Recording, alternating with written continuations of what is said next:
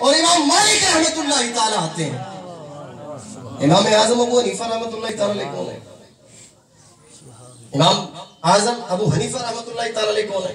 ये वो अजीम हस्ती है कि जब काबे के अंदर जाते हैं ना तो काबे में 2 रकात नफल अदा करते हैं।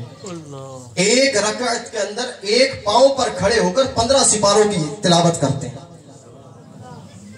दूसरी रकात के अंदर दूसरे पांव पर खड़े होकर एक पांव पे खड़े होकर दूसरे 15 सिपारों की तिलावत करते हैं। ये इमाम जाफर सादिक के शागिर्दों में आते हैं। और हमने सुना है ना कि जब कभी किसी उस्ताद को देखे ना तो उसके शागिर्द को देख लेते हैं। जब शागिर्दों का ये आलम है तो उस्ताद का आलम क्या होगा? और इमाम जाफर सादिक रहमतुल्लाह ताला अलैह आपके मुरीदों के अंदर बायजीद बिस्तामी रहमतुल्लाह ताला अलैह का नाम भी आता है। और ये वो अजीम हस्ती है, कहते हैं कि कल बरोज़े क़यामत किसी के पास कोई अमल ना हो, मेरा नाम याद हो तो मैं उसकी बख्शिश करवा के जन्नत में भेज दूंगा। सुभान अल्लाह।